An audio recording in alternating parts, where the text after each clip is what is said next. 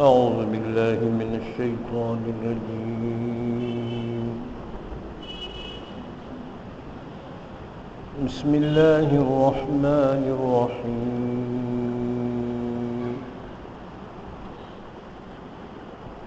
ولا تهنوا ولا تحزنوا وأنتم الأعلون إن كنتم مؤمنين.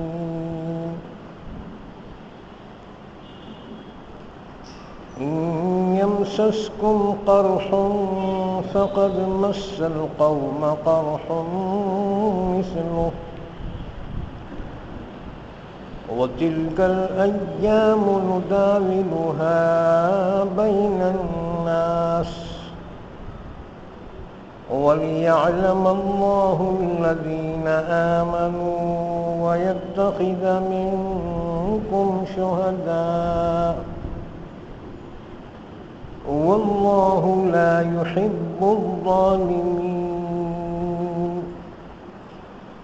وليمحص الله الذين آمنوا ويمحق الكافرين. أم حسبتم أن تدخلوا الجنة ولما يعلم الله الذين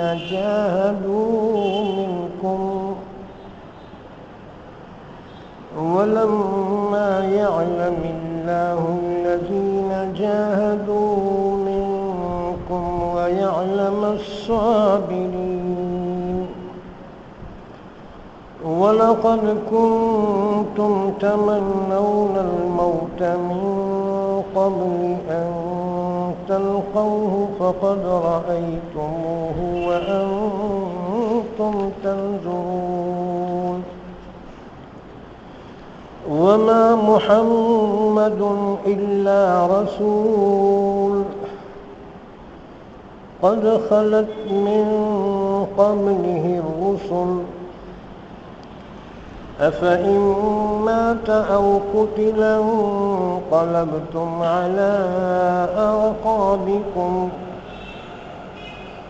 ومن ينقلب على عقبيه فلن يضر الله شيئا وسيجزي الله الشاكرين. وما كان لنفس أن تموت إلا بإذن الله كتابا مؤجلا. ومن يرد ثواب الدنيا نؤته منها ومن يرد ثواب الآخرة نؤته منها وسنجزي الشاكرين.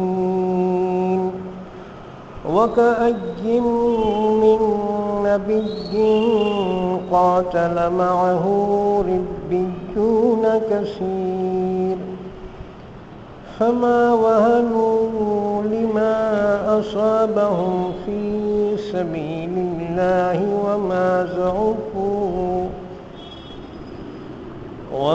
ضعفوا وما استكانوا والله يحب الصابرين. وما كان قولهم إلا أن قالوا ربنا اغفر لنا ذنوبنا وإسرافنا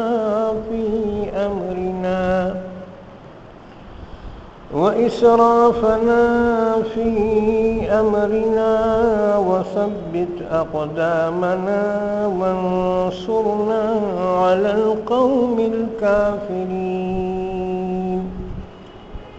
فآتاهم الله ثواب الدنيا وحسن ثواب الآخرة والله يحب المحسنين. يا أيها الذين آمنوا إن تطيعوا الذين كفروا يردوكم على أعقابكم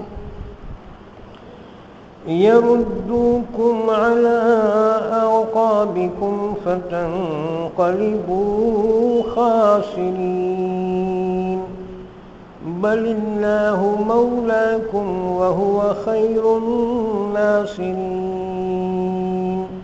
سنلقي في قلوب الذين كفروا الرعب بما أشركوا بالله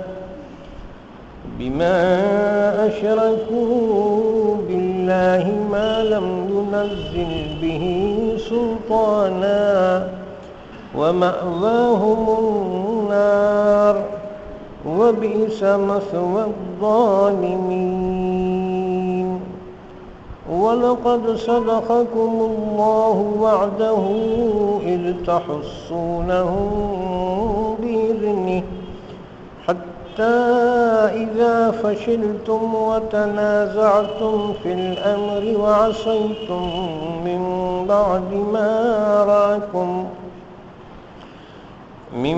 بعد ما أراكم ما تحبون منكم من يريد الدنيا ومنكم من يريد الآخرة ثم صرفكم عنهم ليبتليكم ولقد عفا عنكم والله ذو فضل على المؤمنين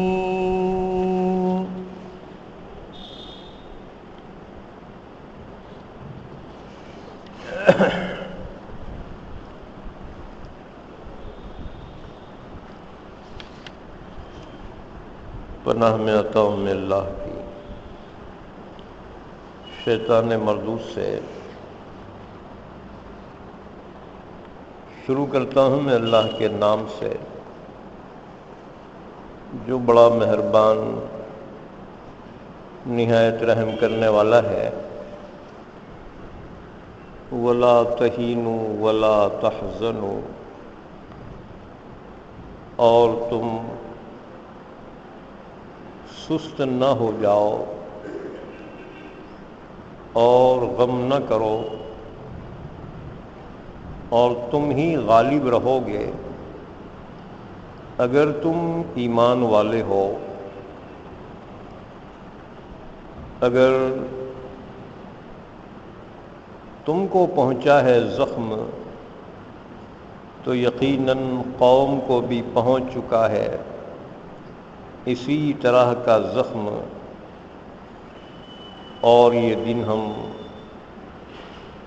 پلٹتے رہتے ہیں لوگوں کے درمیان اور تاکہ جان لے اللہ ایمان والوں کو اور ان میں سے بعض کو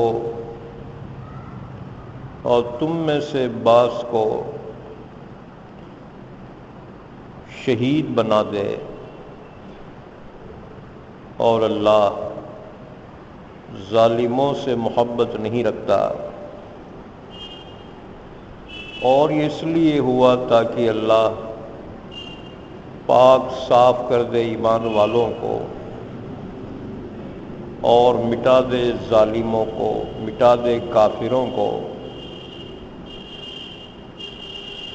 کیا تمہارا خیال ہے کہ تم جنت میں یوں ہی داخل ہو جاؤ گے حالانکہ بھی اللہ نے معلوم نہیں کیا ہے تم میں سے لڑنے والوں کو اور ابھی معلوم نہیں کیا ہے صبر کرنے والوں کو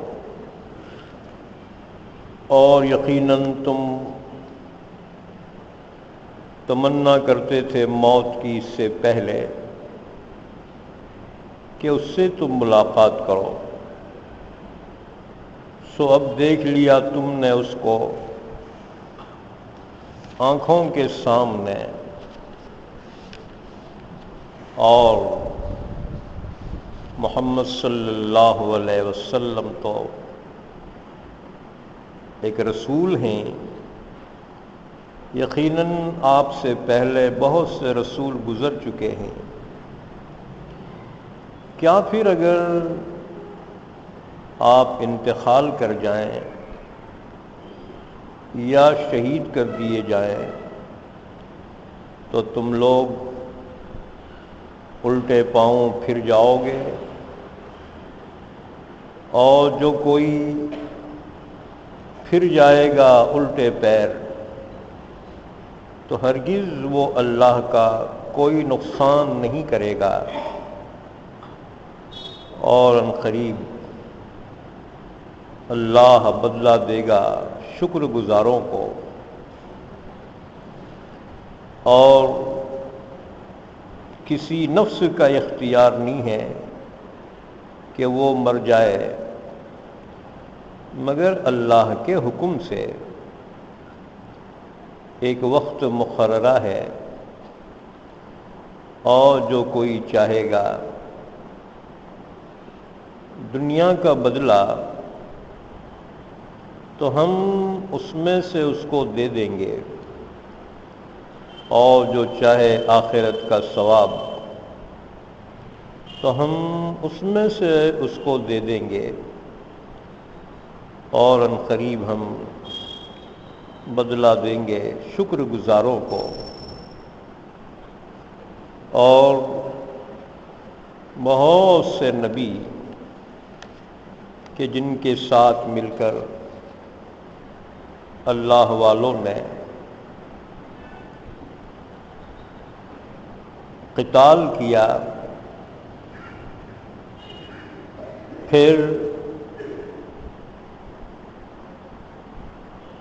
وہ نہ سست پڑے اس کی وجہ سے جو ان کو پہنچا ہے اللہ کی راہ میں، اور نہ کمزور ہوئے اور نہ دبے، اور اللہ ثابت قدم رہنے والوں کو پسند فرماتا ہے۔ اور ان کا قول یہی تھا کہ انہوں نے کہا، اے ہمارے پروردگار، تو بخش دے ہمارے لیے ہمارے گناہوں کو اور ہماری زیادتیوں کو ہمارے کام میں، اور ہمارے قدموں کو ثابت قدم رکھ، اور ہماری مدد فرما کافر قوم کے مقابلے میں۔ تو اللہ نے ان کو دنیا کا ثواب بھی عطا فرمایا، اور آخرت کا ثواب بہتر ہے، اور اللہ پسند فرماتا ہے نیک کام کرنے والوں کو۔ اے ایمان والو، اگر تم کافروں کی بات مان لو تو وہ تمہیں لوٹا دیں گے تمہارے الٹے پیر، پھر تم رہ جاؤ گے نقصان اٹھانے والے۔ بلکہ اللہ ہی تمہارا آقا ہے، اور وہی بہترین مددگار ہے۔ ان قریب ہم کافروں کے دلوں میں رعب ڈال دیں گے، اس وجہ سے کہ انہوں نے شرک کیا ہے اللہ کے ساتھ، جس پر اللہ نے کوئی دلیل نازل نہیں کی، اور ان لوگوں کا ٹھکانہ جہنم ہے، اور کیا ہی برا ٹھکانہ ہے ظالموں کا۔ اور یقیناً سچ کر دکھایا اللہ نے تم سے اپنے وعدے کو، جبکہ تم ان کو قتل کیے چلے جا رہے تھے اللہ کے حکم سے، یہاں تک کہ جب تم نے بزدلی دکھائی اور حکم میں آپس میں تم نے اختلاف کیا، لڑنے لگے، اور تم نے نافرمانی کی بعد اس کے کہ جو تم نے دیکھ لیا تھا اپنی پسند کی چیز یعنی فتح، تم میں سے بعض وہ ہیں جو دنیا چاہتے ہیں اور تم میں سے بعض وہ ہیں جو آخرت چاہتے ہیں، پھر اللہ نے تم کو ان سے پھیر دیا تاکہ تم کو آزمائے، اور یقیناً اللہ نے تم سے معاف کر دیا، درگزر کر دیا، اور اللہ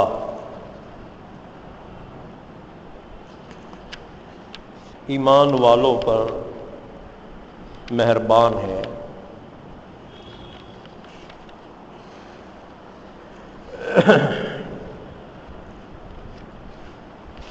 وَلَا تَهِنُوا وَلَا تَحْزَنُوا وَأَنْتُمُ الْأَعْلَوْنَ إِن كُنتُم مُّؤْمِنِينَ۔ یہ سورہ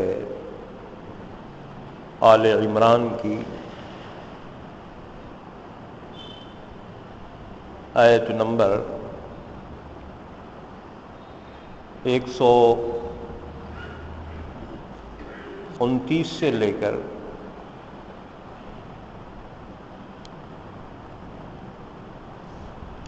139 سے لے کر آیت نمبر 152 تک پڑھی گئی ہیں۔ ان آیتوں کا ربط ان سے پہلی آیتوں سے یہ ہے، جنگ احد کی تفصیلات بیان کی جا رہی ہیں۔ تقریباً 60 آیتوں میں جنگ احد کی تفصیلات بیان کی گئی ہیں، اس لیے کہ جنگ احد میں شروع میں ایمان والوں کو فتح اور کامیابی حاصل ہوئی تھی، لیکن کچھ غلطی کی وجہ سے بعض لوگوں کے جو تیر انداز پہاڑ سے نیچے اتر گئے تھے، یہ فتح پھر شکست میں تبدیل ہو گئی اور بڑا نقصان ایمان والوں کو اٹھانا پڑا۔ 70 صحابہ شہید ہو گئے اور 200 صحابہ تقریباً انتہائی زخمی ہو گئے۔ خود رسول اللہ صلی اللہ علیہ وسلم زخمی ہو گئے، تو اللہ تعالیٰ نے اس سلسلے میں ایمان والوں کو ہدایات اور تنبیہ بیان کی کہ خبردار آئندہ یہ غلطی پھر نہ دہراؤ، ورنہ اللہ نے تو تم سے جو وعدہ کیا تھا کامیابی کا، اللہ اپنا وعدہ پورا کر چکا تھا۔ تم نے نبی کی بات نہ مانی، اطاعت رسول میں تمہاری کمی کی وجہ سے تمہاری فتح شکست میں بدل گئی، اور پوری امت کو خطاب کیا گیا کہ تمہاری کامیابی ہمیشہ اطاعت رسول ہی میں ہے۔ اطاعت رسول سے جب امت ہٹ جائے گی تو باوجود مال دولت کثرت تعداد اور حکومتوں کے ناکام ہو جائے گی۔ اس امت کی کامیابی کا راز اطاعت رسول میں ہے۔ اس سلسلے میں تنبیہ کی جا رہی ہے۔ جب شکست ہو گئی تو ایمان والوں کے رہے سہے اوثان بھی خطا ہو گئے، اس لیے کہ احساس کمتری ہمیشہ قوم کو نقصان پہنچاتی. اللہ نے اسی لیے ہدایت فرمائی، دو چیزوں کی ہدایت فرمائی. وَلَا تَهِنُوا وَلَا تَحْزَنُوا، ایمان والو سستی نہ کرو اور غم نہ کرو، مایوس نہ ہو جاؤ. وَأَنْتُمُ الْأَعْلَوْنَ إِن كُنتُم مُؤْمِنِينَ، غالب تم ہی رہو گے بشرطے کہ ایمان والے ہو. اگر تم ایمان پر قائم رہے، انجام کے اعتبار سے غالب تم ہی رہو گے. لیکن دو شرطیں اللہ نے بیان کی، سستی نہ کرو اور مایوس نہ ہو، کیونکہ نفسیاتی اعتبار سے یہ دو چیزیں کسی بھی قوم کو ناکام کرنے کے لیے کافی ہیں. اسی لیے دشمن قومیں ذہنی اعتبار سے یہ دو چیزوں میں ایمان والوں کو مبتلا کرتی ہیں، سستی اور مایوسی. اب جیسے تعلیم ہے، مسلمان سوچتا ہے یار پڑھ کے کیا کرنا ہے، ہمارے کو نوکریاں تو ملنے کا نہیں، پھر پڑھ کے کیا فائدہ، مایوس ہو جاتا ہے. اور مایوسی کی وجہ سے پھر کوشش بھی نہیں کرتا کہ جانو پڑھ کے کیا فائدہ ہے، ہمارے ساتھ تعصب کیا جا رہا ہے،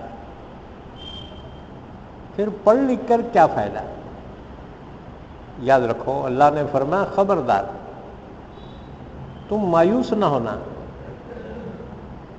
اس لیے کہ محنت کے بعد اللہ مقام عطا فرماتا ہے اور دنیا کو تسلیم کرنا پڑتا ہے. دنیا میں قابلیت ایک ایسی چیز ہے کہ دشمن بھی تسلیم کرتا ہے.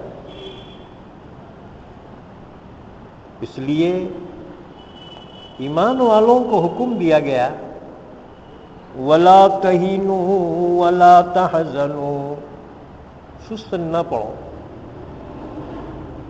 بلکہ ہمیشہ شاخ چوبند رہو.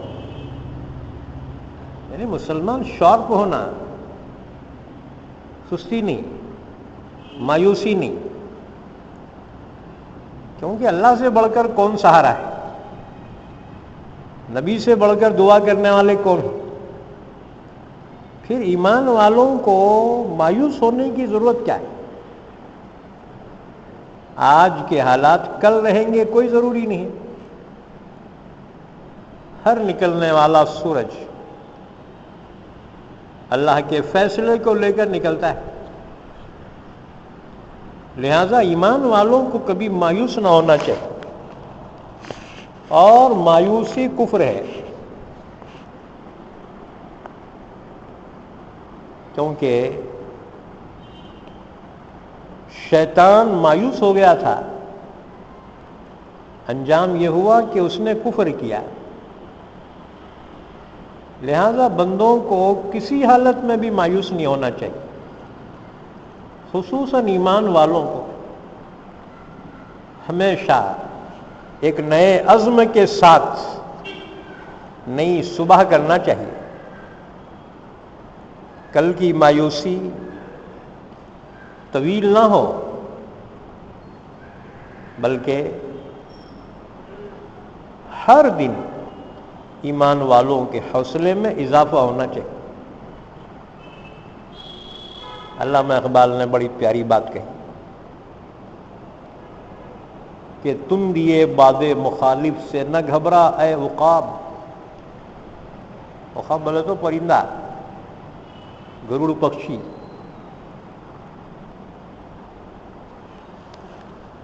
تو مخالف ہوا چلی تو اس کے اڑنے میں اسے رکاوٹ ہوتی ہے۔ علامہ اقبال کہتے ہیں تندیے باد مخالف سے نہ گھبرا اے عقاب، یہ تو آتی ہے تجھے اونچا اڑانے کے لیے۔ جب تیز ہوائیں چلتی ہے نا، عقاب کی پرواز اور اوپر ہو جاتی ہے۔ کہتے ہیں زمین سے 12 میل تک اوپر اڑ سکتا ہے، اتنی اس کی اعلیٰ پرواز۔ تو ایمان والوں کی تشبیہ علامہ اقبال نے عقاب سے دی۔ عقابی روح جب بیدار ہوتی ہے جوانوں میں، نظر آتی ہے ان کو اپنی منزل۔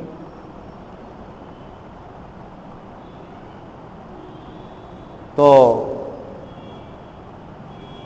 علامہ اقبال نے کہا مایوس مت ہو، مخالف ہوا سے ایمان والوں کو مایوس نہیں ہونا چاہیے،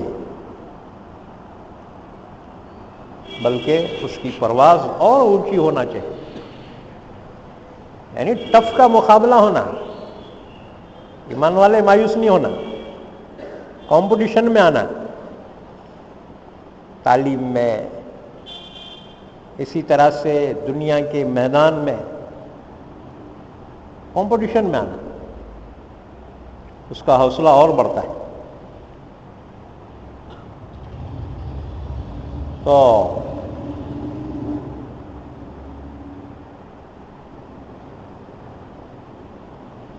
نظر آتی ہے ان کو اپنی منزل آسمانوں میں، وہ خواب سے تشبیہ دی۔ اصل میں علامہ اقبال جو ہے قرآن کا مفسر گزرا ہے۔ بعض لوگوں کی صلاحیتیں پوشیدہ رہ گئی، جیسے مولانا آزاد، سیاست کا ایسا پردہ پڑ گیا، ورنہ اپنے زمانے کا بہت بڑا مفسر گزرا ہے مولانا آزاد۔ علامہ اقبال تو دوسرے پردے جو ہے ان پر پڑتے رہے۔ بہرحال اللہ تعالیٰ نے فرمایا وَلَا تَهِنُوا وَلَا تَحْزَنُوا، ایمان والو تم سست نہ پڑو اور تم مایوس نہ ہونا۔ جیسے احد کی شکست سے مسلمان مایوس ہو گئے تھے کہ اب کیسا ہونا، اللہ ہمت حوصلہ دلا رہا ہے ایمان والوں کو۔ وَلَا تَهِنُوا وَلَا تَحْزَنُوا وَأَنْتُمُ الْأَعْلَوْنَ إِن كُنتُم مُؤْمِنِينَ، تم ہی سربلند رہو گے، غالب تم ہی رہو گے، بشرطے کہ ایمان والے ایمان پر قائم رہو۔ اور اس میں دو رائے نہیں، ایمان سے مراد ایمان کامل ہے۔ اللہ کی مدد ایمان کامل ہی پر آتی ہے، تو اپنے ایمان میں کمال پیدا کرو، اور ایمان کا کمال اللہ اس کے رسول کی اطاعت سے حاصل ہوتا ہے۔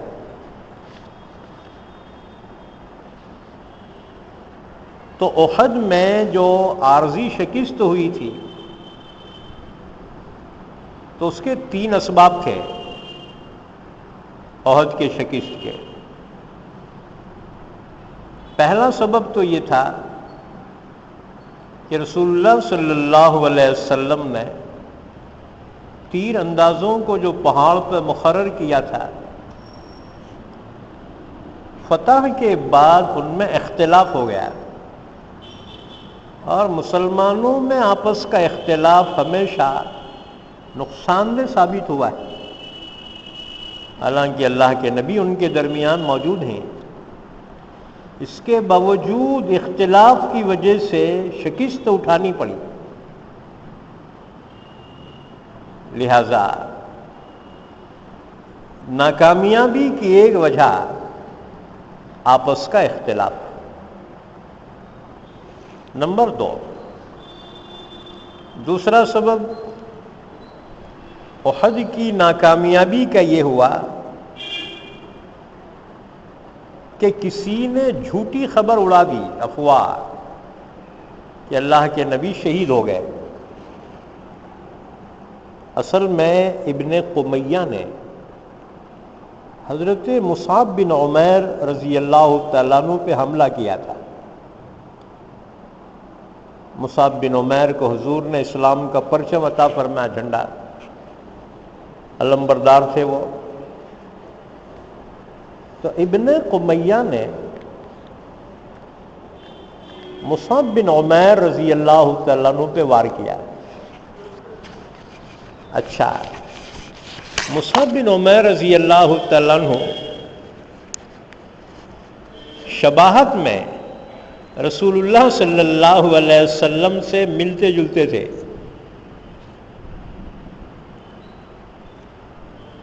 تو ابن قمیہ نے ابو سفیان سے جا کر کہا کہ میں نے نعوذ باللہ محمد صلی اللہ علیہ وسلم کو قتل کر دیا۔ بس یہ افواہ پھیل گئی۔ مسلمانوں نے جب عین وقت پہ جب یہ خبر سنی، سچے عاشقان رسول تھے وہ، بے چین ہو گئے، یہاں تک کہ بعضوں نے حوصلے پست کر لیے اور یہ کہا جس کے لیے ہم مرنا چاہتے تھے وہی نہ رہے، لہذا اب جنگ کر کے کیا فائدہ، میدان سے ہٹ گئے۔ بعضوں نے کہا کہ جس کے لیے ہم جینا چاہتے تھے وہی نبی نہ رہے، تو اب جی کے کیا فائدہ، بے دریغ دشمن کے جمگٹھے میں گھس گئے، یہاں تک کہ شہید ہو گئے۔ دیکھو حوصلہ جو ہے انسان کو یہ کامیابی دلاتا ہے، اور اگر حوصلہ پست ہو جائے طاقتور انسان بھی ناکام ہو جاتا ہے۔ اور مشرکین نے ہمیشہ ایمان والوں کے حوصلے کو پست کرنے کی سازش کی۔ اب ہم سوچتے ہیں ہم کتابی کریں تو کیا، کہ ہمیں تو انصاف مل ہی نہیں رہا، چاہ کر بھی نہیں ملتا، ہم کیا کر سکتے ہیں؟ تو رہی صحیح ہمت اور حوصلہ بھی پست ہو جاتا ہے۔ ایمان والوں کو اللہ کی ذات پہ بھروسہ کرنا چاہیے کہ اگر دنیا انصاف نہ دے سکے، اللہ تو ہے، اللہ تو انصاف دینے والا ہے۔ ایمان والوں کو ہمت حوصلہ پست نہ کرنا چاہیے۔ انسان دنیا میں زندگی میں کامیاب ہوتا ہے حوصلے کی وجہ سے۔ جن کے حوصلے بلند ہوتے ہیں دنیا میں وہی کامیاب ہوتے ہیں۔ اور مشرکین یہ چاہتے ہیں ایمان والوں کے حوصلے پست کریں، کہ بار بار کی ناکامیابیاں یاد دلا کر ایمان والوں کے حوصلے کو پست کیا جاتا ہے۔ کیا کرتے میاں پڑھ کے، کیا کرتے سیاست کر کے، تمہارا تو کچھ بھی نہیں ہے۔ کیا کرتے عدالتوں کے دروازے کھٹکھٹا کے، تمہیں تو انصاف ہی نہیں مل رہا۔ اس طرح سے مایوسی اور حوصلہ شکنی مسلسل کیے جانے کی وجہ سے ایمان والوں کو محسوس یہ ہوتا ہے کہ ہم اتنا بھی کر کے کچھ کامیاب نہیں ہو سکتے، اور مایوسی یہ سب سے بڑی ناکامیابی ہے۔ اللہ تعالیٰ نے بار بار حوصلہ دلایا ایمان والوں کو۔ ایک جگہ فرمایا لا تیأسوا من روح اللہ، اللہ کی رحمت سے مایوس مت ہونا، انه لا ییأس من روح اللہ الا القوم الکافرون، اللہ کی رحمت سے تو مایوس کافر ہی ہوتے ہیں، ایمان والے مایوس نہیں ہوتے۔ حوصلہ، ہمت نہ ہارے۔ اب بہت سارے کاروبار میں کچھ اونچ نیچ ہو جاتی ہے، ہمت ہار جاتے ہیں، ارے کیا ہوا میاں، یہ کچھ نہیں، پھر سے ایک حوصلے کے ساتھ اٹھ کھڑے ہو جاؤ، اللہ کی مدد تمہارے ساتھ شامل ہے، حال ہوگی، مایوس نہیں ہونا۔ اب کوئی بچے ہیں پڑھنے میں دلچسپی نہیں ہے، ماں باپ مایوس ہوتے، کیا جی ہمارا بچہ پڑھنے میں دلچسپی نہیں ہے، مایوس ہونے نہیں، اس کی لائن بدل دو، پڑھنے میں دلچسپی نہیں ہے نا، کسی کام میں ڈالو، کہیں نہ کہیں وہ کامیاب ہو جائے۔ پریشر ڈال کر ان کے حوصلوں کو پست نہ کرو۔ اب ماں باپ جو ہے اولاد کے حوصلوں کو پست کر دیتے ہیں، کہ ارے تو ہر امتحان میں فیل ہو جا رہا، کیسا ہونا تیرا، انہیں اور مایوس ہو جاتا ہے۔ حوصلہ دلاؤ کہ بیٹے اگر تعلیم میں تمہارا دماغ نہیں چل رہا ہے، دوسرے کسی ہنر میں، کسی کام میں لگ جاؤ۔ اور ایسے بچے جو پڑھنے میں دلچسپی نہیں رکھتے، ہنر میں بہت دلچسپی ہوتی۔ بہرحال ہمیں تو اپنی قوم کی کامیابی کے لیے ہر سبب اختیار کرنا ہے، ایک سبب کو لے کر اس میں ناکامیابی سے حوصلہ شکنی نہیں ہونا چاہیے۔ اللہ نے اسی لیے فرمایا تم غالب رہو گے، اللہ کا وعدہ ہے، لیکن دو شرطیں ہیں، کہ تم سست نہ پڑو اور تم مایوس نہ ہو جاؤ۔ لا تیأسوا من روح اللہ انہ لا ییأس من روح اللہ الا القوم الکافرون، اللہ کی رحمت سے کبھی مایوس نہ ہونا،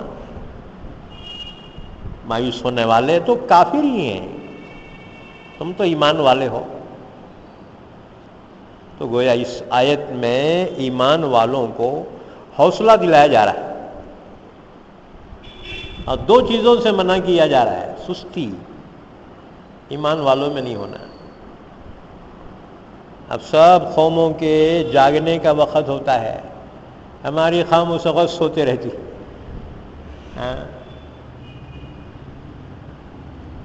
اسی طرح سے جہاں پر اٹھ کھڑے ہونا ہے، ایسے موقع پر ہم سجدے میں چلے جاتے ہیں۔ علامہ نے فرمایا گر پڑے سجدے میں ناداں، جب وقت قیام آیا، جب حوصلہ دکھانے کا وقت آیا، اب سجدے میں پڑے ہوئے، اللہ تو ہی ہے، اللہ تو ہے رے، تو اٹھ کھڑا ہو جا، حوصلے کے ساتھ کھڑا ہو جا۔ گر پڑے سجدے میں ناداں جب وقت قیام آیا۔ ایمان والوں کو حوصلہ نہیں ہارنا چاہیے، کیا ہوگا، اللہ مالک ہے۔ اسی لیے دنیا میں جو خودکشی کرنے والوں کی تعداد ہے، ایمان والے بہت کم ہیں، کیونکہ اس کا حوصلہ اور اس کی ہمت، توکل علی اللہ، کیا ہوگا، اللہ مالک ہے، ہر بڑے سے بڑے غم کو پی جاتا ہے، بڑے سے بڑے حادثوں کو خاطر میں نہیں لاتا، اس کا بھروسہ اللہ کی ذات میں۔ تو جنگ احد کی ناکامیابی کی وجہ سے ایمان والوں کے حوصلے پست ہو گئے تھے، اللہ ان کو ہمت دلا رہا ہے۔ تو احد کی ناکامیابی کے 3 اسباب تھے۔ پہلا سبب اللہ کے نبی نے جو پہاڑ پہ مقرر کیا تھا تیر اندازوں کو، 50 تیر اندازوں کو، کہ ہم جنگ جیتے یا ہارے تم یہاں سے نہیں ہٹنا۔ لیکن جب جنگ جیت گئے تو وہ نیچے اترے اور دشمن نے اس پہاڑی پہ قبضہ کیا، اور جو موجود تھے ان کو شہید کر دیا، اور پیچھے سے وار کیا، سامنے بھاگتے ہوئوں کو ہمت دلائی، انہوں نے واپس ہو کر وار کیا، دونوں کے درمیان ایمان والے رہ گئے اور بڑا نقصان اٹھانا پڑا۔ تو اصل میں اس میں بڑی عبرتیں ہیں، بڑی ہدایات ہیں، بڑی نصیحتیں ہیں جنگ احد کی ناکامیابی میں۔ اس لیے اللہ نے بڑی تفصیل کے ساتھ جنگ احد کے واقعے کو بیان فرمایا۔ اچھا، اور دوسری وجہ، ابن قمیہ نے مصعب بن مصعب بن عمیر کو جب قتل کیا، جو حضور سے شباہت رکھتے تھے، جا کر ابو سفیان سے کہا، سردار سے، کہ میں نے خود محمد صلی اللہ علیہ وسلم قتل کیا، اور یہ افواہ پھیل گئی مسلمانوں میں۔ تو اس کی وجہ سے جو عاشقان رسول تھے تو ان کے حوصلے پست ہو گئے۔ اچھا، تیسری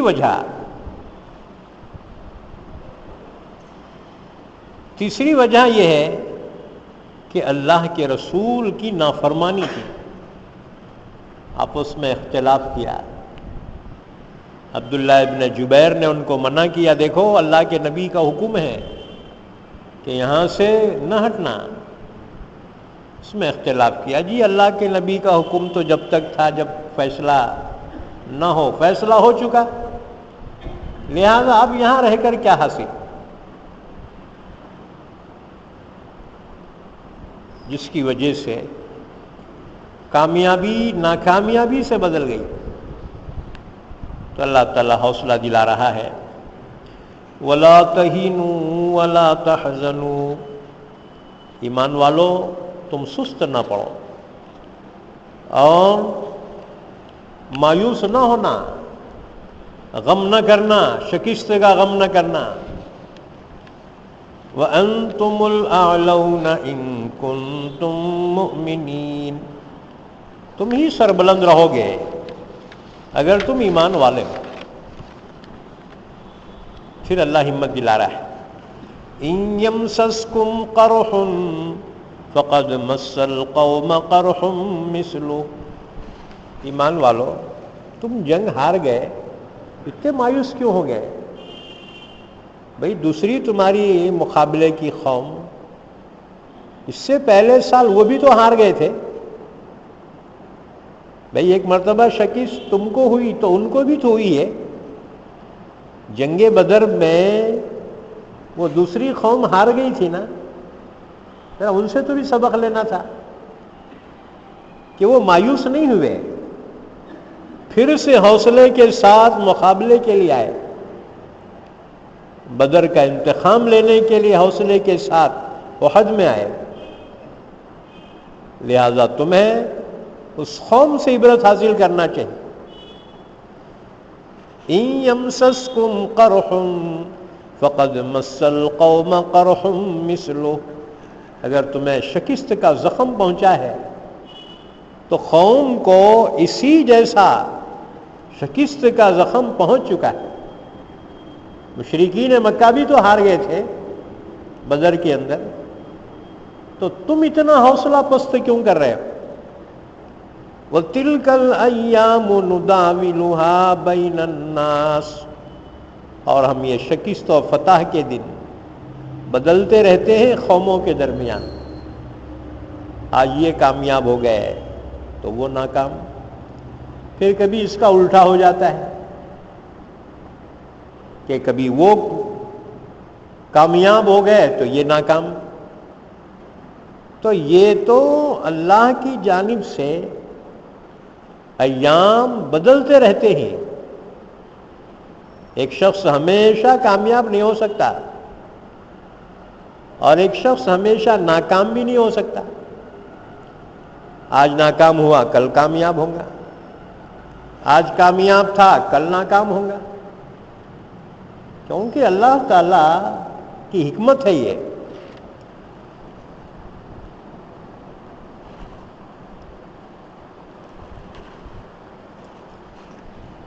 کہ اگر مسلسل کامیاب کر دے اللہ کسی کو وہ تو مستی میں آ جاتے، اور اگر مسلسل ناکام کر دے مایوس ہو جاتے۔ وَتِلْكَ الْأَيَّامُ نُدَاوِلُهَا بَيْنَ النَّاسِ، اور یہ شکست و فتح کے دن ہم الٹتے پلٹتے رہتے ہیں لوگوں کے درمیان۔ وَلِيَعْلَمَ اللَّهُ الَّذِينَ آمَنُوا،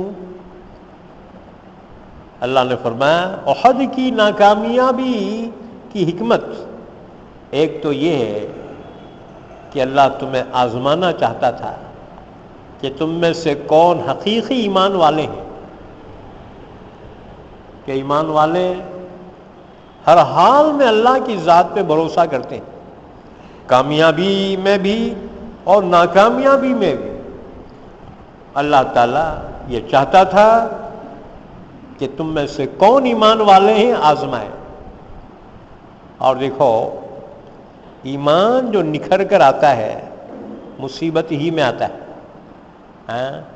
جیسے سونا چاندی نکھر کر آتے ہیں آگ کی بھٹی میں تپنے کے بعد،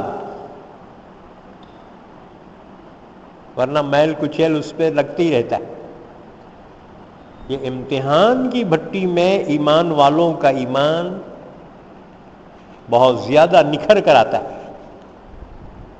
اللہ آزماتا ہے ایمان والوں کو مصیبتوں میں ڈال کر، کیونکہ راحتوں میں اس کا ایمان کی سطح بجائے بلند ہونے کے گھٹتی ہے، کوئی مصیبت ہی نہیں آ رہی تو آدمی سست ہو جاتا ہے، اور اگر کوئی نقصان کا جھٹکا لگ جائے تو پھر سے ہمت حوصلے کے ساتھ اس کا فیس کرتا ہے، مقابلہ کرتا ہے۔ اس لیے اللہ تعالیٰ کی جانب سے جو بھی آئے بندے کو قبول کرنا چاہیے۔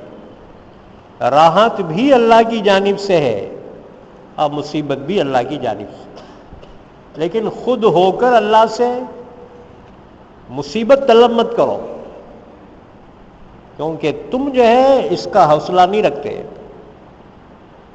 رسول اللہ صلی اللہ علیہ وسلم نے دیکھا ایک شخص کو اتنا دبلا ہو گیا ہے، مرنے کے قریب ہو گیا۔ اللہ کے نبی صلی اللہ علیہ وسلم بڑا تعجب ہوا کہ اتنی دبلی حالت اس کی کیوں ہو گئی۔ آپ نے بلا کر پوچھا کہ تو نے کوئی اللہ سے دعا کی تھی کیا؟ اس نے کہا جی یا رسول اللہ میں ایک دعا کیا تھا۔ کیا دعا کیا تھا؟ کہنے لگا میں نے اللہ سے دعا کیا تھا یا اللہ آخرت میں جو مجھے عذاب دینا ہے، جو تکلیف عذاب کی دینا ہے دنیا میں ہی دے دے۔ اس دن سے یا رسول اللہ میری حالت گرتی ہی چلی گئی کہ جو آخرت میں تکلیف ہونا ہے میں نے اللہ سے دعا کی یا اللہ دنیا میں ہی دے دے۔ اللہ کے نبی نے فرمایا خبردار، اللہ سے عافیت مانگو، اللہ سے امتحان مت مانگو، کیونکہ امتحان میں ہم ٹک نہیں سکتے۔ ایک شخص نے سوال کیا ہے رسول اللہ صلی اللہ علیہ وسلم آپ میرے لیے دعا فرمائے اللہ مجھے شہادت کی موت عطا فرمائے۔ اللہ کے نبی نے فرمایا نہ، اللہ سے تو عافیت مانگو، کیونکہ تکلیف برداشت نہیں کر سکتے۔ خود ہو کر اللہ سے آزمائش مت مانگو، یا اللہ تو مجھے کتنی بھی آزمائش میں ڈالا میں برابر صبر کر نہیں کر سکتا۔ اللہ سے تو بندے کو عافیت طلب کرنا چاہیے، مصیبت طلب نہیں کرنا، امتحان طلب نہیں کرنا،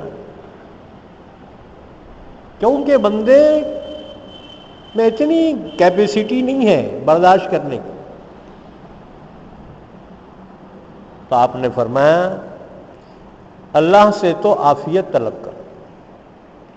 تو وہ صحابی اتنے دبلے ہو گئے تھے بالکل، یعنی ہڈیوں پہ گوشت نہیں.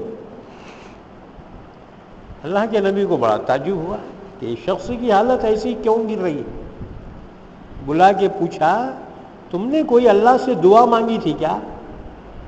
اس نے کہا جی دعا مانگی تھی کہ آخرت میں جو بھی عذاب ہونے والا ہے یا اللہ وہ دنیا میں ہی دے دے.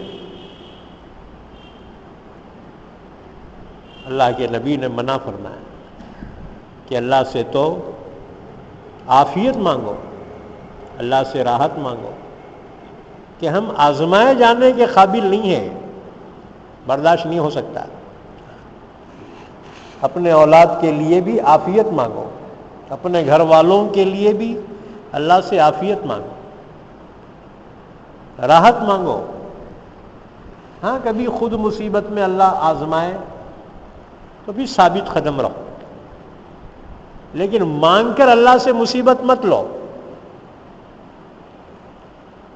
اچھا تو اللہ ہمت دلا رہا ہے.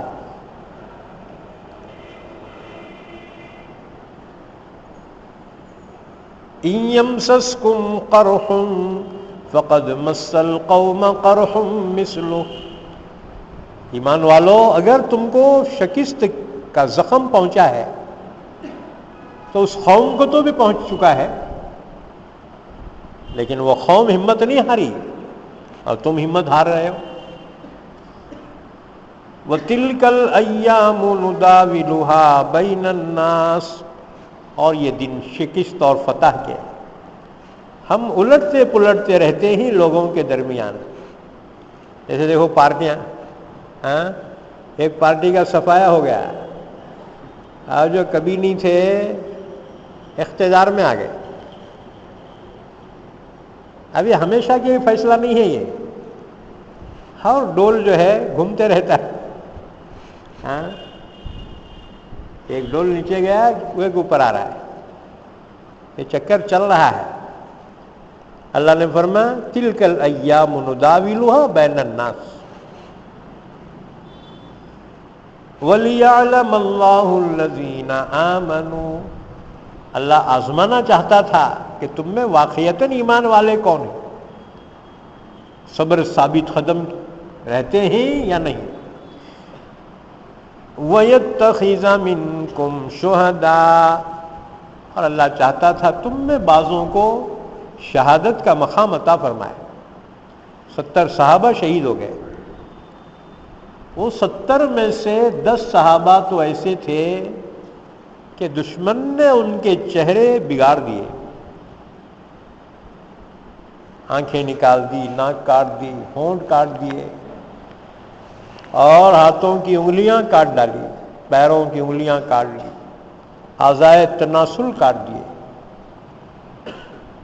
ابو سفیان نے کہا تھا حضور سے کہ آپ بعضوں کو دیکھیں گے تمہارے مقتولین کے ساتھ مصلح کیا گیا ہے.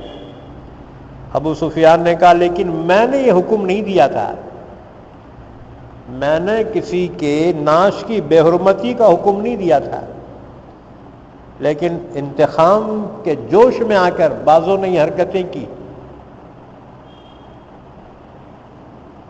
خود حضرت سید الشہداء امیر حمزہ رضی اللہ تعالیٰ کے ساتھ دشمن نے جو معاملہ کیا تھا اللہ کے نبی دیکھ کے برداشت نہیں کر سکے اپنی چچا کی حالت. آپ صلی اللہ علیہ وسلم کی آنکھوں سے آنسو آ گئے. قسم کھائیے میرے چچا، خدا کی قسم آپ کے دشمن کے ساتھ میں ایسے ہی معاملہ کروں گا، 70 کا میں بھی مصلح کروں گا. قسم کھائی آپ نے. اللہ نے آیت نازل فرمائی اے میرے حبیب آپ کس کے لیے قسم کھا رہے ہیں؟ ہمارے بندوں کے واسطے. ہمارے بندے ہیں، چاہے ہم معاف کر دیں چاہے ہم خود عذاب دیں.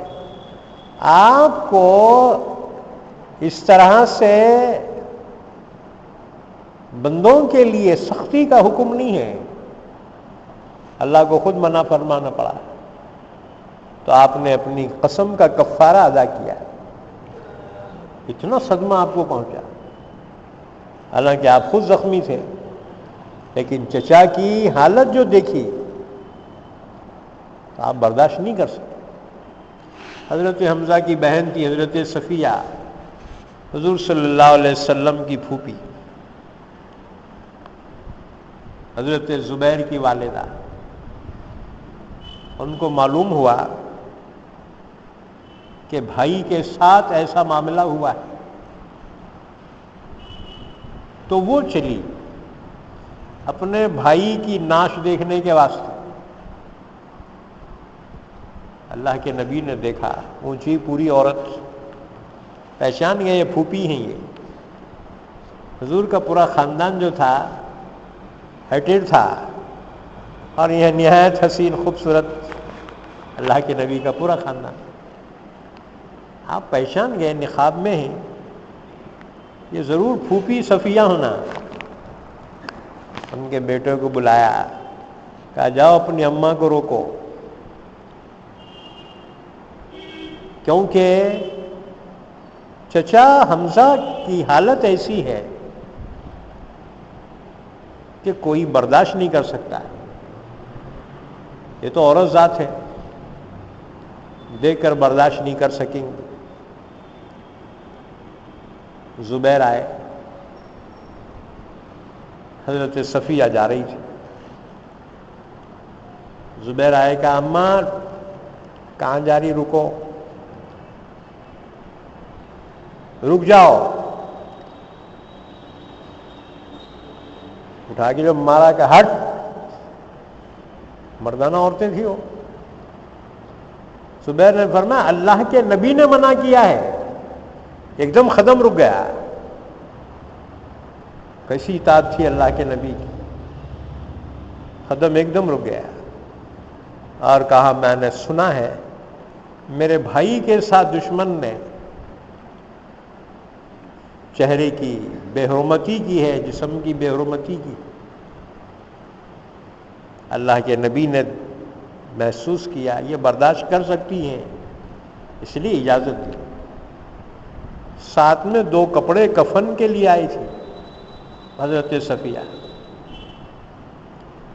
رسول اللہ صلی اللہ علیہ وسلم نے پھوپھی کو دیکھا، کفن بھی ساتھ میں لائی ہے.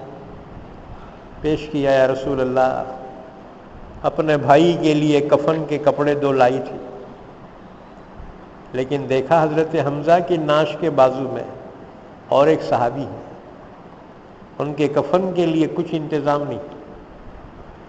اللہ کے نبی نے فرمایا مجھے حیا آتی ہے، ایک شہید بغیر کفن کے ہو اور میں چچا کے لیے 2 کپڑے کفن میں دوں.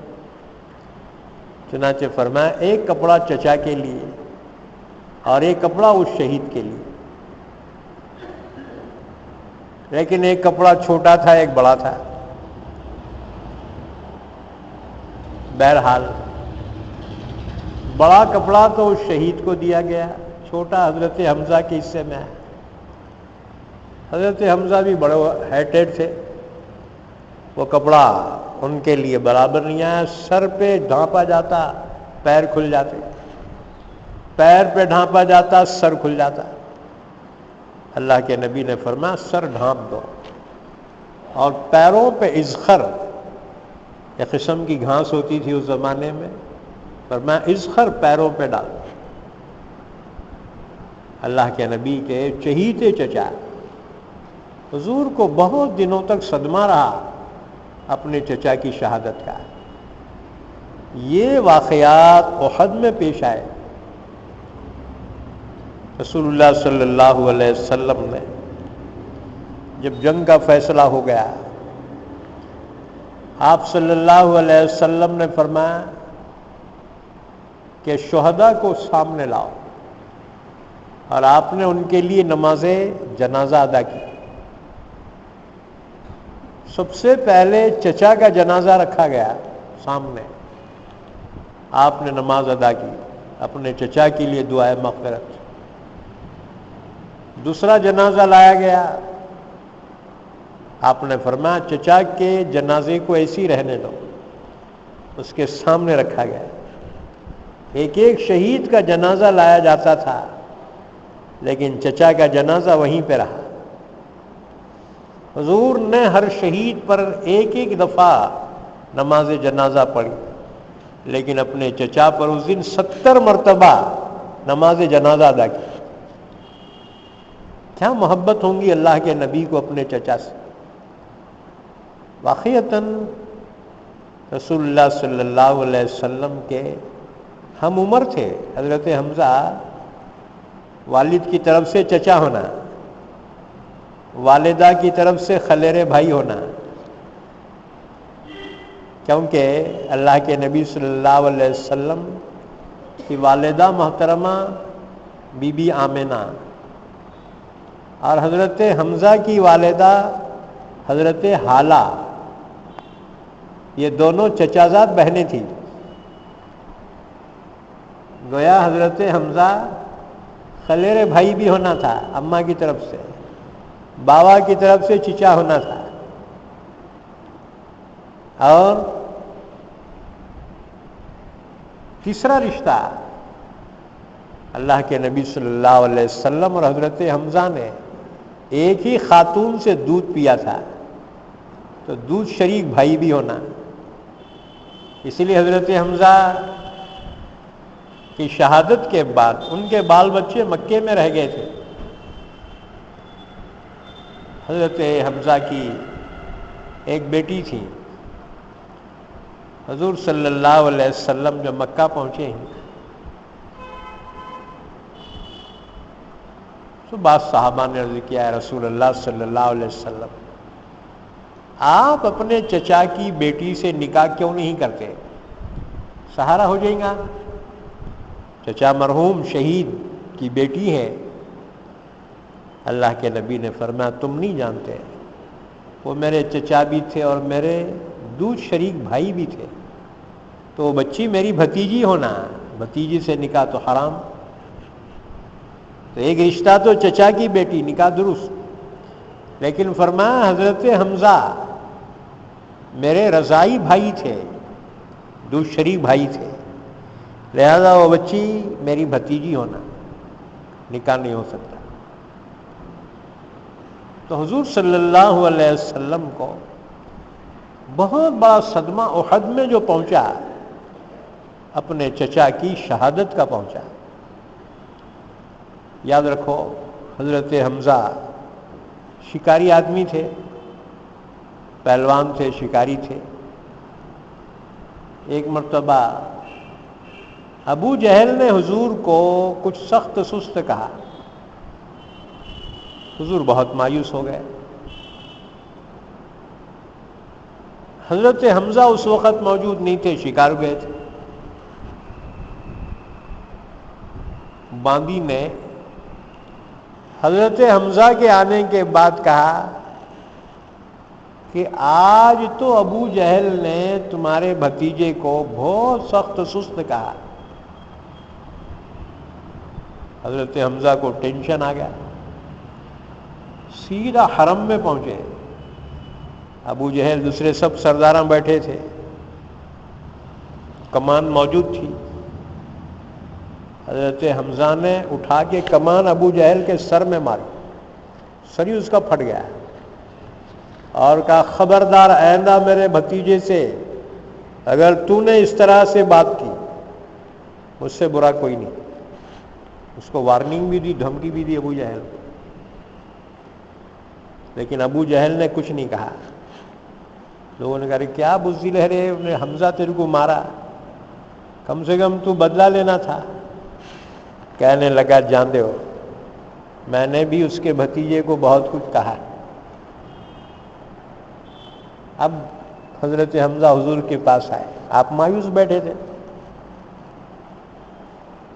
حضرت حمزہ نے فرمایا کہ یا محمد میں نے تمہارے دشمن سے انتقام لیا ہے، ابو جہل کو وہ مارا ہوں، اب تو خوش ہے نا تمہارا دل؟ حضور نے فرمایا چچا میں اس وقت تک خوش نہیں ہوں گا جب تک کہ تم ایمان نہ لاؤ. حضرت حمزہ نے فرمایا اچھا اتنی سی بات، فوری کلمہ پڑھا، ایمان میں داخل ہو گئے۔ وہ دن ہے اور یہ احد کا دن ہے جب حضرت حمزہ شہید ہو گئے۔ رسول اللہ صلی اللہ علیہ وسلم کو بہت صدمہ ہوا۔ آپ کے کسی خاندان والوں پر آپ نے اتنا صدمہ نہیں لیا جتنا حضرت حمزہ پر آپ نے صدمہ لیا۔ 70 مرتبہ ان کی نماز جنازہ حضور نے ادا فرمائی۔ تو اللہ تعالیٰ نے فرمایا وَيَتَّخِذَ مِنْكُمْ شُهَدَاءَ، اللہ کی حکمت یہی تھی احد میں ناکام کر کے تمہارے ایمان کی آزمائش، اور تم میں سے بعض کو شہادت کا مقام عطا کرنا تھا۔ وَاللَّهُ لَا يُحِبُّ الظَّالِمِينَ، اللہ ظالموں کو پسند نہیں کرتا۔ وہ تو احد میں مشرکین کو جو کامیابی ہوئی اس لیے نہیں کہ اللہ ان سے راضی تھا، اس لیے کہ اللہ تمہیں آزمانا چاہتا تھا۔ تو کبھی کافروں کی کامیابی مسلمانوں کی آزمائش کے لیے ہوتی۔ اب مسلمان غلط فہمی میں شکار ہوتے ہیں کہ اللہ کافروں کو کامیاب کر رہا، کیسا؟ ارے ان کو کامیاب نہیں کرتا اللہ، یہ تو تمہاری آزمائش کے لیے کرتا ہے۔ واللہ لا یحب الظالمین، اللہ ظالموں کو پسند نہیں کرتا۔ وَلِيُمَحِّصَ اللَّهُ الَّذِينَ آمَنُوا، اور احد میں جو کچھ ہوا اس لیے تاکہ اللہ پاک کر دے ایمان والوں۔ اور دیکھو ایمان آزمائشوں میں نکھر کر آتا ہے، اور اللہ احد میں یہی چاہتا تھا۔ وَيَمْحَقَ الْكَافِرِينَ، اور کافروں کی جڑ کاٹ دے۔ معلوم ہوا احد کی شکست عارضی شکست ہے ایمان والو، تاکہ تم اس کے بعد سنبھل جاؤ، اور ایمان والے احساس سنبھلے ہیں اس کے بعد پھر اللہ کے نبی کی حیات تک کسی بھی جنگ میں کبھی ناکامیابی نہیں ہوئی، کامیابی کا سلسلہ چلتا ہی رہا،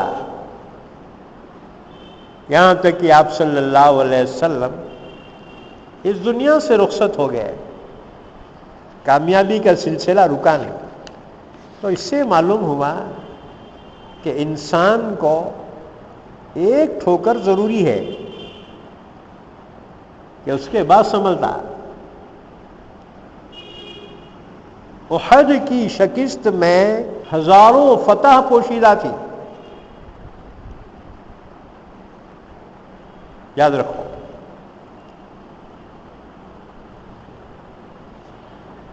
اسی طرح سے اللہ نے شروع میں اپنا وعدہ پورا کیا،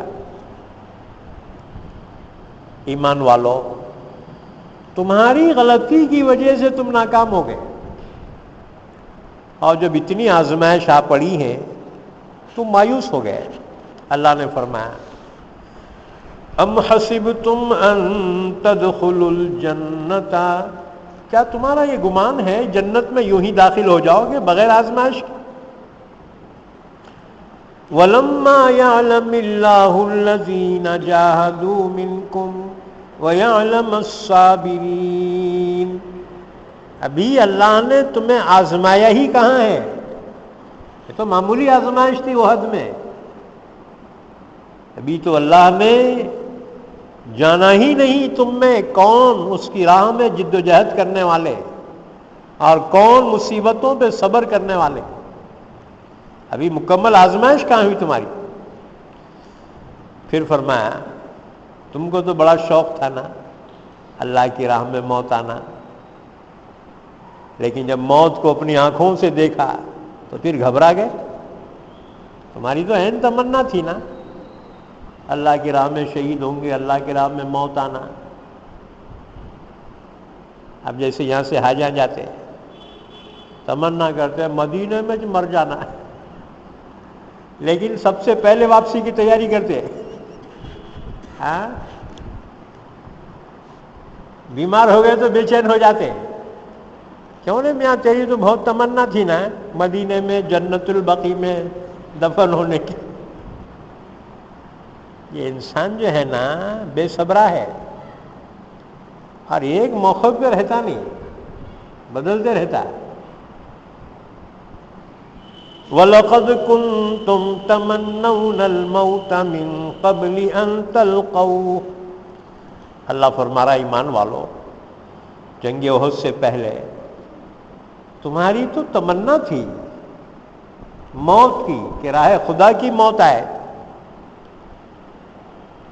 فَقَدْ رَأَيْتُمُوهُ وَأَنْتُمْ تَنْظُرُونَ. اس موت کو جب اپنی آنکھوں سے تم نے دیکھا، حوصلے چھٹ گئے تمہارے، گھبرا گئے. اس کے بعد پھر فرمایا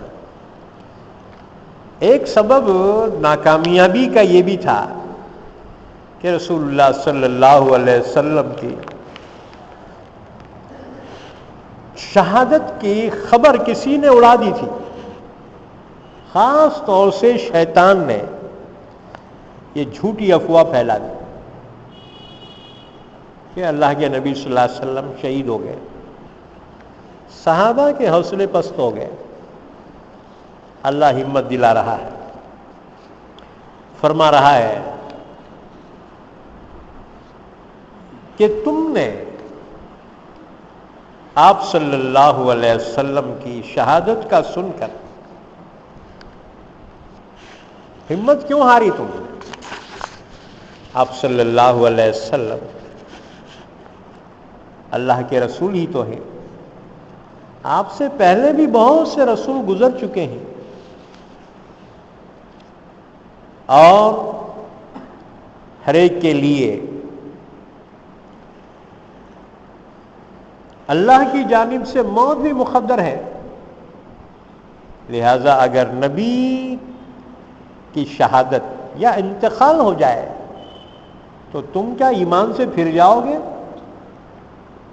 اللہ تنبیہ فرما رہا ہے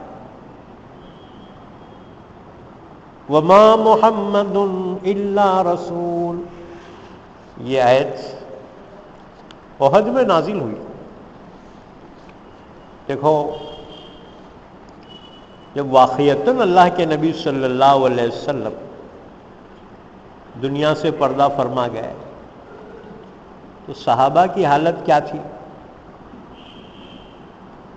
حضرت عمر تو مسجد نبوی کے صحن میں تلوار لے کے کھڑے ہو گئے کہ جو کہے کہ محمد صلی اللہ علیہ وسلم انتقال کر گئے اس کی گردن ہی مار دیتا ہوں.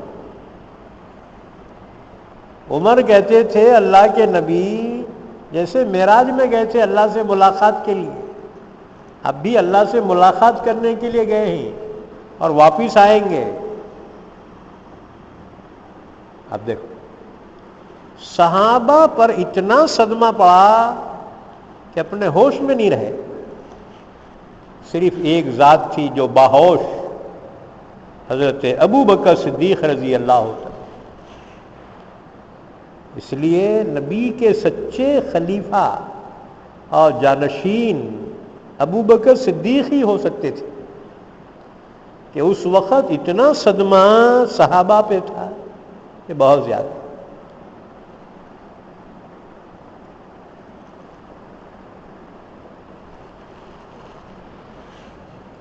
عمر جیسا حوصلہ مند انسان اپنے ہوش کھو بیٹھا کہ عمر نے کہا کہ آپ صلی اللہ علیہ وسلم کا انتقال نہیں ہوا، اللہ سے ملنے کے لیے گئے ہیں، واپس آئیں گے. ابو بکر صدیق فرماتے ہیں کہ جب ابو بکر صدیق نے فجر کی نماز پڑھائی، پیر کا دن تھا،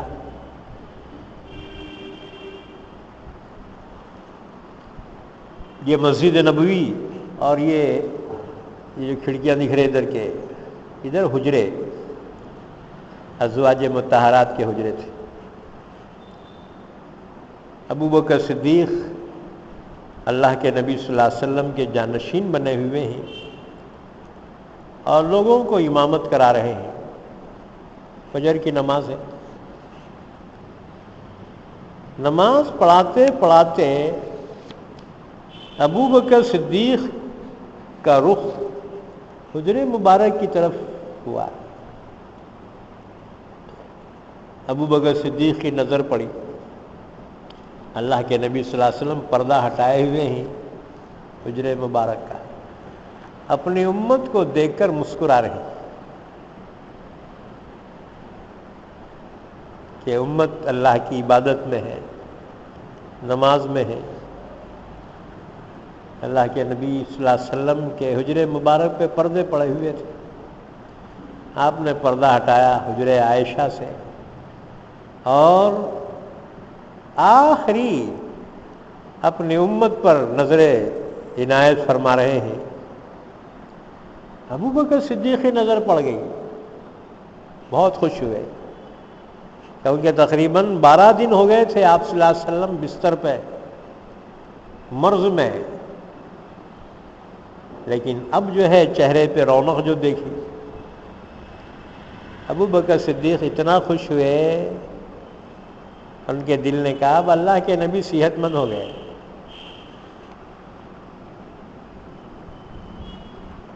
حضرت علی نے حضرت عباس سے کہا چچا اللہ کے نبی صلی اللہ علیہ وسلم کے چہرے پہ بڑی رونق نظر آ رہی ہے آج. حضرت عباس نے کہا بھتیجے ہمارے خاندان والوں کا معاملہ ایسی ہے، آخری وقت آتا ہے نا تو چہرے پہ ایسی رونق آتی ہے جیسے چراغ بجھنے سے پہلے بہت زیادہ بھڑک کر روشنی دیتا ہے. حضرت عباس خاندان کے بڑے تھے. حضرت علی سے کہا بھتیجے مجھے تو بڑا ڈر لگتا ہے کہ آپ کے چہرے کی یہ رونق، ہمارے اہل خاندان کا معاملہ یہی رہا کہ اخیر میں ایسی رونق چہرے پہ آتی ہے جیسے چراغ بجھنے سے پہلے بھڑکتا ہے، روشنی زیادہ دیتا ہے. ویسی ہوا. ابو بکر صدیق نے اطمینان کر لیا اب اللہ کے نبی صحت مند ہو جائیں گے. ابو بکر صدیق کے 2 مکان تھے، ایک تو مسجد نبوی کے قریب تھا اور ایک مدینے کے باہر بستی تھی، وہاں دوسری بیوی رہتی تھی حضرت ابو بکر صدیق.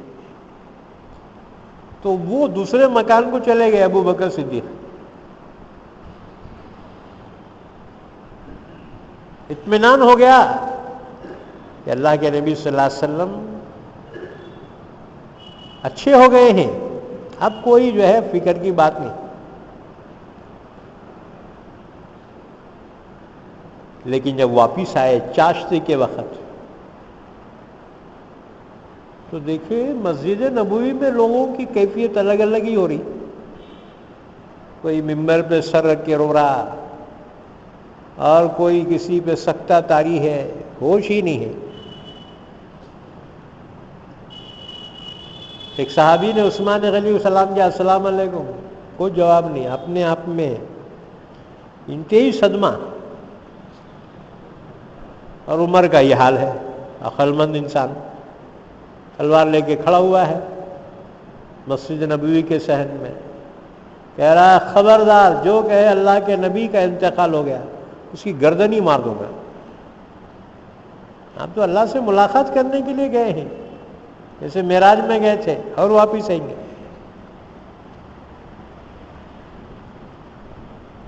ابو بکر صدیق رضی اللہ تعالیٰ عنہ نے یہ کیفیت دیکھی، معلوم کیا یہ لوگوں کو ایسی کیفیت کیوں ہے. کسی نے بتایا آپ کو نہیں معلوم، اللہ کے نبی صلی اللہ علیہ وسلم کی وفات ہو گئی. اچھا، آپ صلی اللہ علیہ وسلم کا جنازہ مبارک حجرے عائشہ میں رکھا ہوا تھا، آخر میں وہیں قیام تھا آپ کا. وہیں پہ انتقال ہو گیا۔ ابو بکر صدیق آئے حجرے میں، دیکھا اللہ کے نبی صلی اللہ علیہ وسلم کے اوپر چادر اڑا دی گئی ہے۔ ابو بکر صدیق نے چہرے مبارک سے چادر ہٹائی، آپ کی پیشانی کو بوسہ دیا اور کہا یا رسول اللہ صلی اللہ علیہ وسلم، اللہ نے جو موت آپ کے لیے مقدر کی تھی وہ آ چکی ہے، اللہ آپ پر 2 موتیں جمع نہیں فرمائے گا۔ آپ نے زندگی بھی بڑی پاکیزہ گزاری اور آپ کی رحلت بھی بہت پاکیزہ ہوئی، طبت حیا و میتا۔ اس کے بعد پھر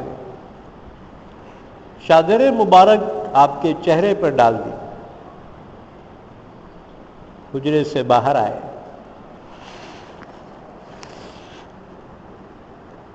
مسجد کے صحن میں پہنچے۔ عمر اپنا وحش تلوار لیے ہوئے، خبردار جو اللہ کے نبی کا انتقال ہوا کہ ہے اس کی گردن ہی مار دو۔ ابو بکر صدیق نے کہا عمر بیٹھ جاؤ۔ عمر جو ہے احترام کرتے تھے اللہ کے نبی کے بعد تو ابو بکر صدیق کا، بہت ادب کرتے تھے، دوسرے کے بس کی نہیں تھی یہ کہ ابو بکر صدیق ہی عمر کو سدھار سکتے تھے، دوسروں کے بس کے نہیں تھے عمر۔ ابو بکر صدیق نے کہا عمر بیٹھ جاؤ۔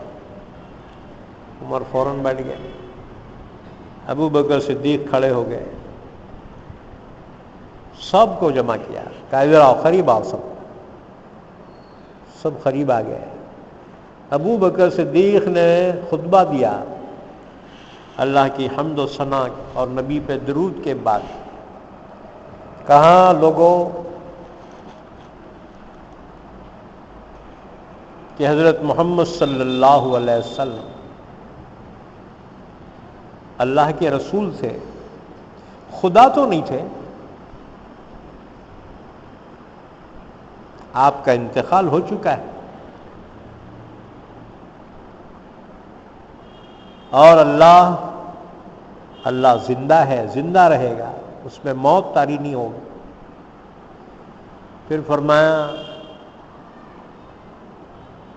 جو آپ کی عبادت کرتا تھا سمجھ لے اس کا خدا انتقال کر گیا، اور جو اللہ کی عبادت کرتا تھا اللہ آج بھی زندہ ہے۔ ابو بکر صدیق نے حضور کی وفات مبارکہ پر یہی آیت شریفہ اس موقع پہ تلاوت کی، وما محمد الا رسول قد خلت من قبله الرسل افإن مات او قتل انقلبتم على اعقابكم ومن ينقلب على عقبيه فلن يضر الله شيئا وسيجزي الله الشاكرين۔ حضرت محمد صلی اللہ علیہ وسلم اللہ کے رسول ہی تو تھے، یعنی اللہ تو نہیں تھے۔ اگر آپ کا انتقال ہو جائے یا آپ شہید کر دیے جائیں تو کیا تم لوگ دین اسلام کو چھوڑ کر واپس لوٹ جاؤ گے؟ اگر لوٹ جاؤ گے اللہ کا کیا نقصان کر لو گے؟ اور جو ہدایت پر قائم رہے گا اللہ اس کو عنقریب ایسے شکر گزاروں کو بہترین بدلہ عطا فرمائے۔ ابو بکر صدیق نے جب یہ آیت پڑھی ہے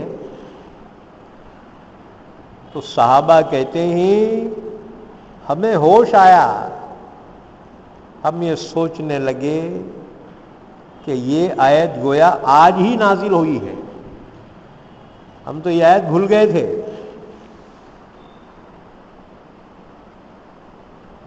اب رہ گئی یہ بات کہ عمر کو کیا ہو گیا تھا کہ عمر نے اپنا ہوش کھو دیا۔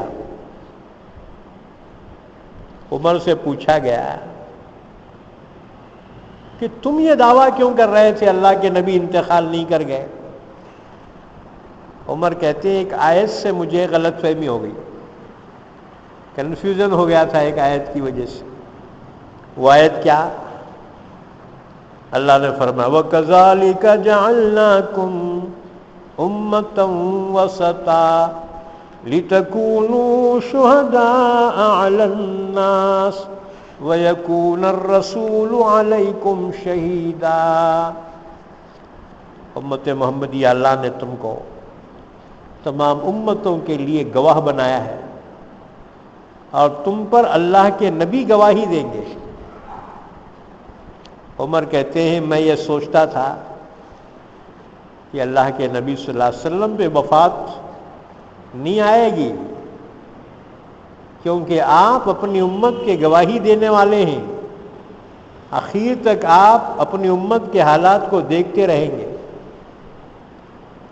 اس آیت میں اللہ نے فرمایا کہ نبی تم پر گواہ ہو،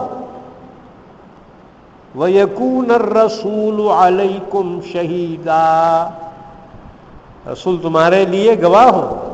عمر کہتے ہیں میں یہ سمجھتا تھا آیت کا مطلب کہ اللہ کے نبی قیامت تک حیات رہیں گے، اپنی امت میں رہیں گے، امت کے حالات کو دیکھیں گے، کل روز محشر اللہ کے سامنے گواہی دیں گے۔ عمر کہتے ہیں اس آیت کی وجہ سے میں کنفیوژن میں تھا کہ اللہ کے نبی کا انتقال کیسے ہو سکتا ہے، اللہ نے تو گواہ فرمایا۔ لیکن یاد رکھو وہ گواہی دنیا کی گواہی مراد نہیں تھی، وہ آخرت کی گواہی مراد تھی۔ تو جب ابو بکر صدیق نے یہ آیت تلاوت کی تو عمر کو جب ہوش آیا، بلکہ عمر کیا تمام صحابہ کے زبان پر یہ آیت شریفہ تھی، وَمَا مُحَمَّدٌ إِلَّا رَسُولٌ، محمد صلی اللہ علیہ وسلم اللہ کے رسول ہی تو ہے، یعنی خدا تو نہیں ہے۔ تو پھر اگر آپ شہید ہو جائیں یا انتقال کر جائیں، ایمان والو کیا تم دین اسلام کو چھوڑ کر واپس لوٹ جاؤ گے؟ اگر لوٹ جاؤ گے اللہ کا کچھ نقصان نہیں ہوگا، اللہ دوسری قوم کو توفیق عطا فرمائے، یہ تنبیہ فرمائی گئی۔ اب رہ گئی یہ بات کہ احد میں آپ صلی اللہ علیہ وسلم کے متعلق یہ غلط افواہ جو پھیل گئی تھی، اس کی حکمت کیا تھی؟ دیکھو اللہ کے نبی صلی اللہ علیہ وسلم کو زندگی ہی میں اللہ آپ کی امت کے احوال کو بتلانا چاہتا تھا کہ آپ کے کتنے بڑے عاشق ہیں یہ کہ آپ کی جدائیگی برداشت نہیں کر سکتے۔ اس کا نمونہ اپنی زندگی میں دیکھ لو، احد میں صحابہ اپنا ہوش کھو بیٹھے، دشمن کی جو ہے تلواریں چل رہی ہیں، اور صحابہ اللہ کے نبی صلی اللہ علیہ وسلم کی محبت میں اپنی جانوں کی پرواہ نہیں کیے ہیں۔ اس لیے 70 جو شہید ہوئے نا، یہی وہی جانثار تھے، یہ اللہ کے نبی کی محبت میں، اور آپ کے انتقال کی خبر سن کر جو بالکل اپنے ہوش میں کھو بیٹھے۔ عشق نبوی کا انہوں نے گویا حق ادا کیا۔ اللہ نے اپنے نبی کو زندگی ہی میں وہ منظر بتایا کہ آپ کی دنیا سے رخصت ہونے کے بعد آپ کی امت کا کیا حل ہوگا، کہ آپ کی جدائی برداشت نہیں کر سکیں گے۔ تو احد میں افواہ کے ذریعے سے صحابہ پہ جو اس کا ری ایکشن ہوا، اللہ تعالیٰ اپنے نبی کو اپنی امت کے احوال بتانا چاہتا تھا، اور امت کو تنبیہ کی گئی۔ یاد رکھو رسول اللہ صلی اللہ علیہ وسلم نے فرمایا کہ میری امت میں 3 بڑے فتنے آئیں گے، سب سے بڑے 3 فتنے، یوں تو اور بھی فتنے آئیں گے لیکن سب سے بڑے 3 فتنے آپ نے فرمایا، ایک میری وفات کا، کہ میری وفات پر امت اپنے ہوش کھو بیٹھے گی۔ اتنا بڑا صدمہ امت پہ کبھی نہیں آیا جو آپ کی جدائیگی کا صدمہ۔ اور دوسرے، مظلوم خلیفہ کا فتنہ۔ حضرت عثمان غنی رضی اللہ تعالیٰ عنہ کو جو مصریوں نے مدینے پہ حملہ کر کے عثمان غنی کو بے دردی سے شہید کر دیا، اس کے بعد سے خلافت کا جو رعب تھا ختم ہو گیا۔ اور تیسرا فتنہ آپ نے فرمایا دجال کا فتنہ ہوگا۔ آپ نے فرمایا اگر میں اس زمانے تک حیات رہا میں خود اس کا مقابلہ کروں گا، اور اگر میں نہیں رہا آپ نے فرمایا اس کا تم مقابلہ کرو۔ صحابہ نے عرض کیا حضور کیسا کرنا؟ آپ نے فرمایا سورہ کہف کی تلاوت کرو۔ سورہ کہف کی جو تلاوت کرتا ہے اللہ دجال کے فتنے سے اس کی حفاظت فرماتا ہے۔ خاص طور سے جمعہ کے دن سورہ کہف کی تلاوت کرنا، کریں گے انشاءاللہ۔ اللہ دجال کے فتنے سے حفاظت فرمائے۔ رسول اللہ صلی اللہ علیہ وسلم کی کوئی دعا نہیں ہوتی تھی مگر آپ ضرور دجال کے فتنے سے اللہ سے پناہ مانگتے تھے کہ اللہ یہ مسیح دجال کے فتنے سے حفاظت فرما، کہ اس کا فتنہ اتنا بڑا ہوگا کہ لوگ اس زمانے میں ایمان پر قائم رہنا مشکل ہو جائے گا، کہ خزانے اس کے حکم سے اس کے پیچھے چلیں گے،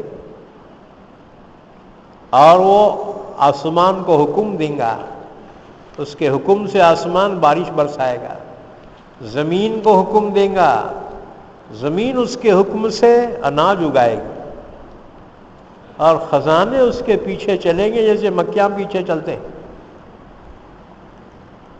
اور لوگوں کو وہ اپنے اوپر ایمان لانے کی دعوت دیں گا۔ جو ایمان لائیں گے اس پر وہ خوشحال ہوں گے، اور جو ایمان لانے سے انکار کر دیں گے تو دجال وہاں سے گزرے گا، ان پہ قحط پڑ جائے گا، بڑی آزمائش کا وقت ہوگا، مردوں کو زندہ کرے گا۔ مدینے کے ایک نوجوان کو 2 ٹکڑے کر دیں گا، دور دور پھینک دیں گا، اور پھر دونوں کو بلائے گا، وہ 2 ٹکڑے مل جائیں گے اور اس کو زندہ کرے گا۔ دجال پوچھے گا کیوں مجھ پہ ایمان لاتا کہ نہیں لاتا، میں نے تجھے مار کر زندہ کیا؟ وہ مسکرائے گا کہ ہرگز نہیں، میں تو اور یقین کر لیا کہ تو ہی دجال ہے، اللہ کے نبی نے تیرے بارے میں اطلاع دی تھی۔ دجال مکے مدینے میں داخل ہونے کی کوشش کرے گا، لیکن فرشتے ننگی تلواروں سے مکہ اور مدینے کا پہرا دے رہے ہوں گے، اندر داخل نہیں ہو سکے گا۔ اس وقت ایمان کی حفاظت انہی کی ہوں گی جو مکے اور مدینے میں داخل ہو چکے ہوں گے۔ تو یہ رسول اللہ صلی اللہ علیہ وسلم کی وفات مبارکہ کی جو آزمائش ہے وہ بہت شدید آزمائش تھی۔